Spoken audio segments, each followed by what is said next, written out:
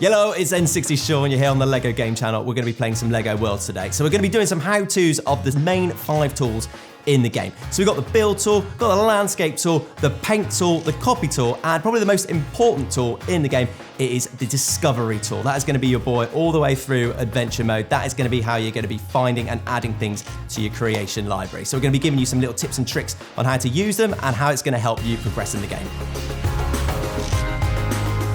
So the first tool that you'll find in LEGO Worlds is the Discovery tool. So the Discovery tool is probably the most essential part of your whole LEGO Worlds experience, because the whole of LEGO Worlds is about discovering new models. So if you can see here, we've got X to discover, square to unlock as well. So you can just unlock things straight away, and as you scan them, they get added to your inventory. So you can start adding them to your world. So this can be from plants, it can be from animals, it can be from other characters in the game. So some characters you'll find is that you will need to complete a little quest to unlock. If you see this guy, you can't, the pirate princess, can't discover her yet until you complete a little quest. She's also got a gold brick as well. So here we go, here's a little seagull which we can unlock straight away.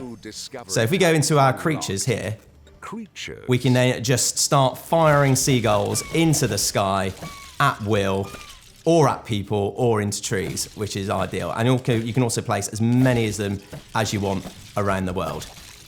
So our first real test with the Discovery tool is going to be going to see the Pigs and Chickens pirate lady who lives on a little island over here. So as you can see, pirate Pigs and Chickens lady needs 5 chickens and 3 pigs. She's already got 2 knocking about. But a good thing with the Discovery tool is that you don't need to go and catch the pigs and ferry them in or anything like that. We can literally shoot pigs at her, and as many as we need. So here's a pig. How many do you need? Just the one more. I'm going to give her loads more. So you can fire them. Actually, we don't want to fire them in the sky because then we'll miss. So there you go. All the pigs. All of the pigs here for the pirate lady. If we've got some room for the pigs. So you can place the pigs as well if you don't fancy firing them around and risking them going in the ocean. But here we go. Loads and loads of pigs for the pirate lady. We should probably save some room for the chickens as well. And so we need 5 chickens for the pirate lady.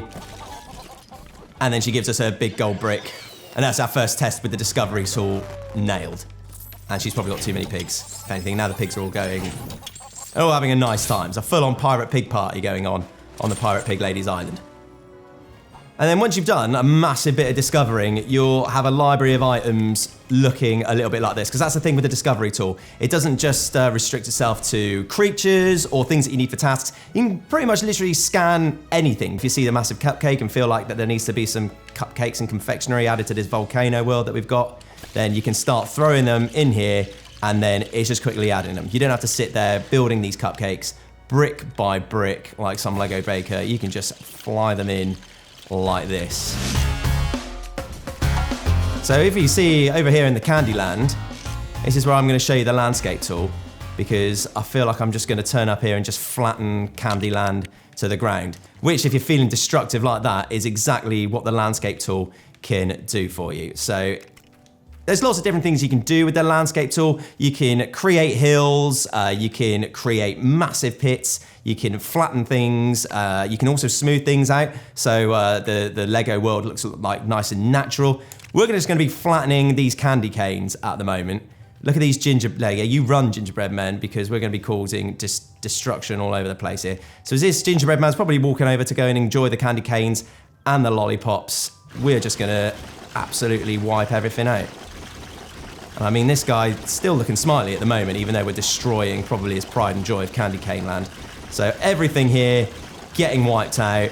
As easy as that. You don't have to spend ages taking apart brick by brick. You can cause massive destruction just by one touch of the button. So now we've got rid of all the candy canes and all the lollipops. What can be really useful for this game? This is good for maybe placing even bigger brick builds. So what we don't want is hills getting away of maybe we're like laying down a new gingerbread house or something. We don't really want hills or things making that look unnatural. So if we want to go and add ourselves a field laboratory where the candy canes once stood, then now we've got this nice piece of flat land, then that means that that is going to be looking a lot more natural in our world.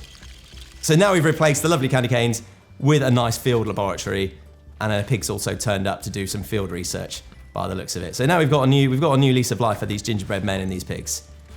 So one of the things which makes LEGO Worlds also really easy, it gives you loads of control over your environment. So it makes it really easy to make massive mountains quickly. So if we wanted to just build a massive mountain right by our field laboratory here, so if we just increase the size, and as you can see, we're just like making a mountain really easy. Get out of the way, pig, because we're mountaineering here.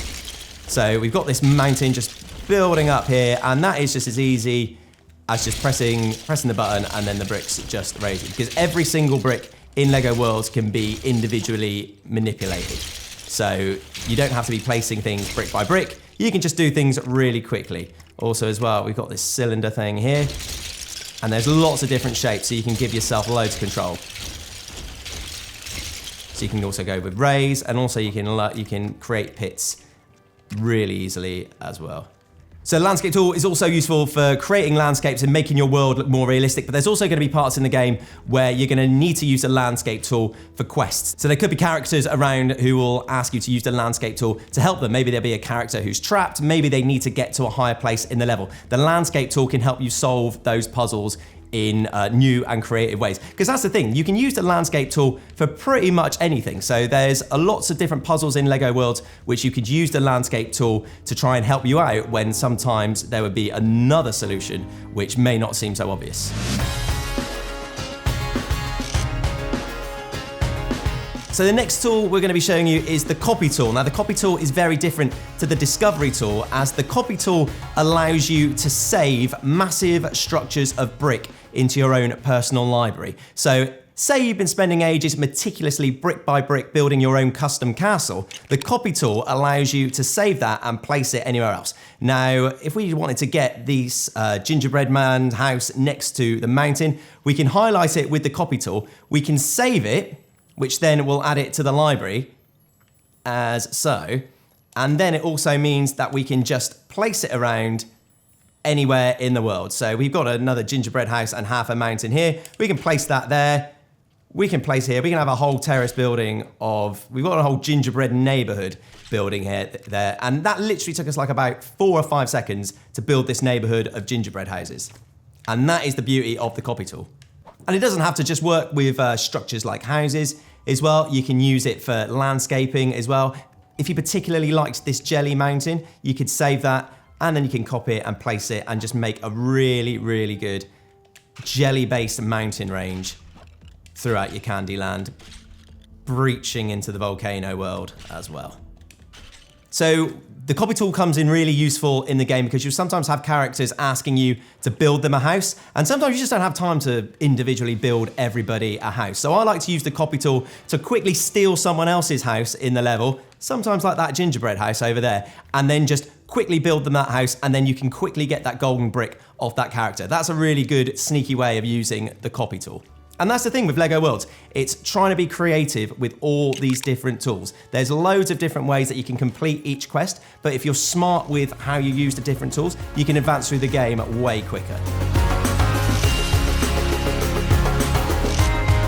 Next tool we're going to be showing you is the paint tool. Now the paint tool might seem quite simple on the surface, but there's actually loads of different things that you can do with it. Obviously, I mean, there's the obvious, isn't there? There's just painting things different colors. You got loads of different colors of things that you can do. So maybe we want to just make this cake bright green. So we can easily just change colors of any brick that the paint tool touches. I mean, that's the obvious bit. I mean, you guys are obviously going to know that that's what the paint tool would do. But there's other things that the paint tool can do as well, and other colors which can also create different effects. So you've also got the paint the random colors. If you're feeling a little bit indecisive and you're not quite sure what sort of look you want to give the volcano paradise, you can just fire like a paintball gun, just loads and loads of different colors around. I mean, it's really suiting with this guy. See, that guy liked it so much, he's literally disappeared into his own hat. So we can do all of that sort of stuff. And as you can see here, look, see how we're changing this lava, different color.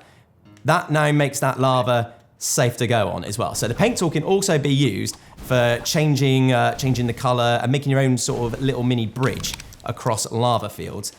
So the paint tool can also be used for creating terrain. Not always quite safe terrain as well. The paint tool is where the lava lives as well. So as you can see, our little lad over there, he's sort of got himself into a bit of a situation here because he's sort of trapped himself on lava. But if you wanted to create lava as well, the paint tool is where you need to go. And then there's also slime, there's cooling lava, hot rock, and ice as well. So a lot of the materials that you see in the game are also included in the paint tool as well. So the final tool that I'm going to show you, I mean, it's Lego, so is one of the most intricate ones in the entire game. It is the build tool. So this is where you can be building your custom structures. If you've seen throughout the video so far, we've been using a lot of pre-made stuff, which is great because it means that you can create things really quickly. But if you want to get creative, if you want to be creating your own things, then the build tool is where you need to go. Huge, extensive library of different bricks. As in adventure mode, you would be unlocking these as you're going along, but we're in sandbox mode here, so we've already got things ready to go. So if you're more for the creative side of Lego Worlds, then you can jump straight in with all of the bricks straight away. You don't actually have to spend hours upon hours of unlocking every individual brick in sandbox mode. You can just get straight on with building. Now, the building tool is so intricate, we would never have enough time to be able to just sit and show you all of the loads and loads of different things that you can do here.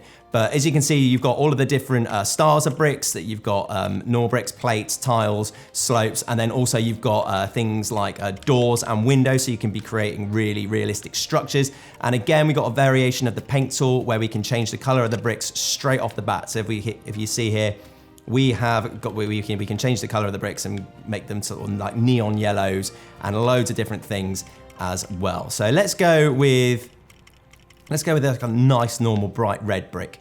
So as you can see, we can literally just move stud by stud and place the bricks like so.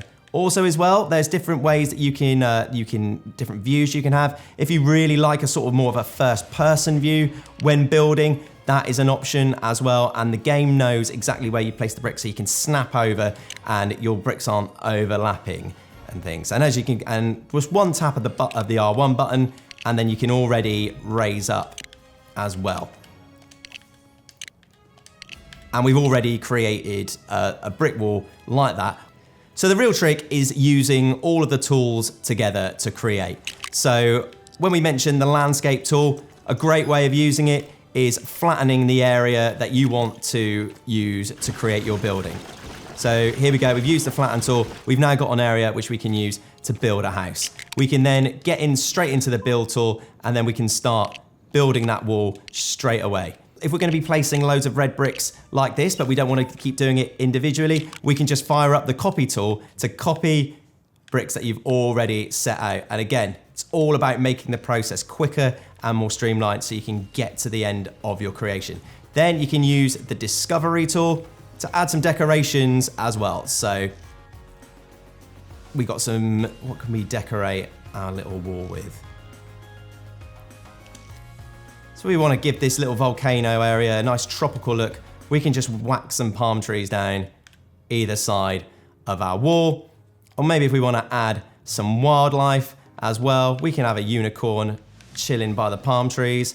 And if we need some people to sort of hang out with us as well by our tropical red brick wall, let's get the swamp police officer to make sure that there's no trouble knocking around as well. So that's a way that you can use all of the tools together to create something really quickly. So there you go, there's a brief look at the 5 main tools in LEGO Worlds. Remember, you can use those tools in any way you see fit. Really, the only limit is like your imagination with those. That is sort of the best thing of LEGO Worlds. But drop a like if you enjoyed this video. Also, make sure you subscribe as well for more LEGO gaming YouTube videos.